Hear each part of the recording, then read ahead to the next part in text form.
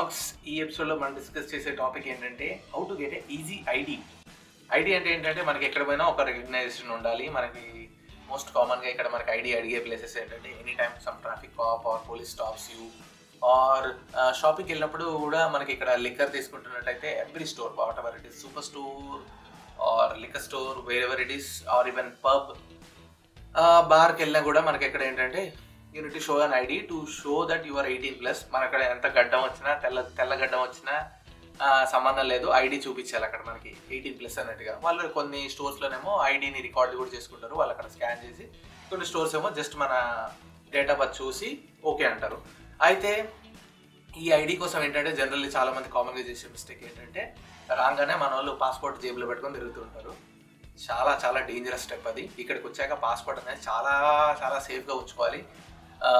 Like వచ్చి రాగానే suit కేసులో పెట్టేయండి. ఆ సూట్ కేసులో కూడా ఏంటంటే వీలైతే క్లోత్స్ మధ్యలో లేదా సమ్ ఫోల్డర్స్లో జిప్ లాక్లో వేసేసేయండి. ఇందుకు ఈ జిప్ లాక్ ఫోల్డర్ ఇది కూడా చెప్తున్నా అంటే కొందరిది తడిచిపోయిన కేసులు కూడా ఉన్నాయి. పాస్పోర్ట్ మొత్తం తడిచిపోవడం, సమ్ వాటర్ బాటిల్లో లిక్కరో లేకపోతే సమ్ బాటిల్స్ ఏమైనా పర్ఫ్యూమ్ బాటిల్స్ లీక్ అవ్వడమో, లేకపోతే కొందరు పెన్స్ స్టోర్ చేసుకుంటారు వాళ్ళ సూట్ కేసులో, ఆ పెన్స్లో నుంచి ఇంకో మొత్తం ట్రైన్ అయిపోయి పాస్పోర్ట్ తడిచిపోయిన వాళ్ళ కేసెస్ ఉన్నాయి.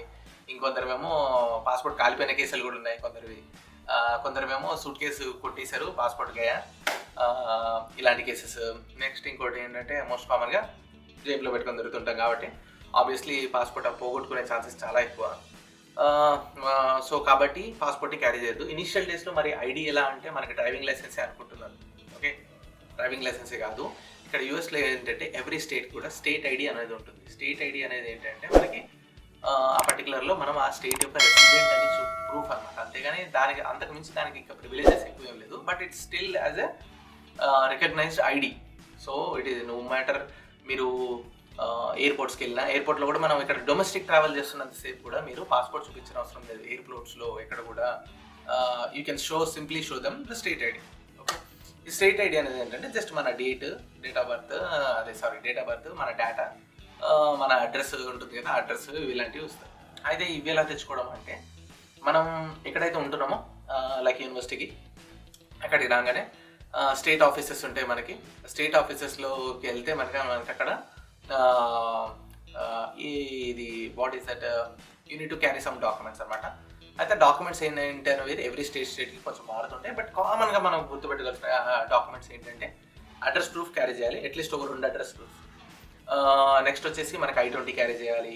నెక్స్ట్ I-94 అనేది ఉంటుంది. I-94 అంటే ఏంటో కాదు, సింపుల్ థింగ్. మన ట్రావెల్ హిస్టరీని యూఎస్ వాళ్ళు కవర్ చేస్తున్న డాక్యుమెంట్. జస్ట్ గూగుల్లో I-94 డాక్యుమెంట్ సెర్చ్ చేస్తే అక్కడికి వెళ్ళి మీరు మీ పాస్పోర్ట్, డేట్ ఆఫ్ బర్త్, ఆ డీటెయిల్స్ ఇచ్చేస్తే ఒక డాక్యుమెంట్ వస్తుంది I-94. దాంట్లో ఏంటంటే చివరిసారిగా మీరు యూఎస్లోకి ఎప్పుడు ఎంటర్ అయ్యారు, ఎక్కడ ఎంటర్ అయ్యారు, ఇలాంటి డీటెయిల్స్ ఉంటాయి. సో I-94 డాక్యుమెంట్ ఉండాలి. పాస్పోర్ట్ కూడా క్యారీ చేయండి ఆ టైంలో. ఇక్కడ ఏంటంటే జనరల్లీ అక్కడ మనకు 3 కేటగిరీస్ ఉంటాయి. అడ్రస్ ప్రూఫ్ ఒకటి, ఐడి ప్రూఫ్ ఒకటి, ఇంకోటి ఏమైనా salary or work related authorisation visa document ఏదో ఒకటి ఉండాలి అన్నట్టు ఉంటుంది. కానీ ఈ ఆఫీసెస్లో అంత ఈజీగా ప్రాసెస్ స్మూత్గా అవ్వదు. ఇది ప్రతిసారి వెళ్ళిన ప్రతిసారి కూడా చాలా టార్చరస్ ఉంటుంది. కాబట్టి మనం ఎన్ని వీలైతే అన్ని డాక్యుమెంట్స్ క్యారీ చేయాలి. కాబట్టి I-20 పక్కా ఉండాలి. నెక్స్ట్ F1 వీసా అది పాస్పోర్ట్ కాపీ ఉండాలి పక్కా మీకు. నెక్స్ట్ వచ్చే I-94 ఉండాలి. అడ్రస్ ప్రూఫ్ 2 ఉండాలి. కాలేజ్ ఐడి ఉండాలి.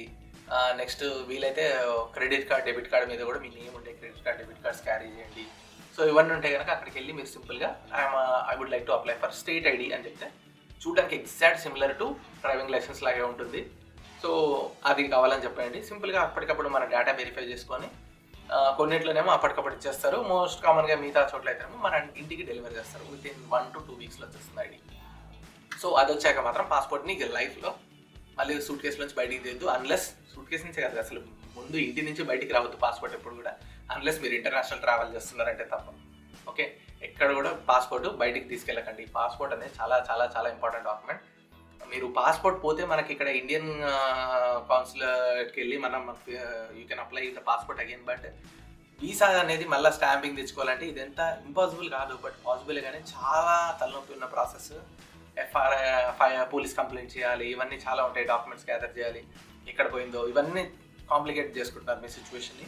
సో బెస్ట్ థింగ్ ఏంటంటే జస్ట్ స్టేట్ ఐడి కూడా ఇంకోటి ఏంటంటే it cost like not more than $20 to $50 మధ్యలో కాస్ట్ అవుతుంది స్టేట్ ఐడికి. అది తీసుకోండి. దట్స్ వెరీ వర్త్ అనమాట కంపేర్ టు పాస్పోర్ట్ పోగొట్టుకుంటే అయ్యే ఖర్చులు, ఆ కాన్సిక్వెన్సెస్.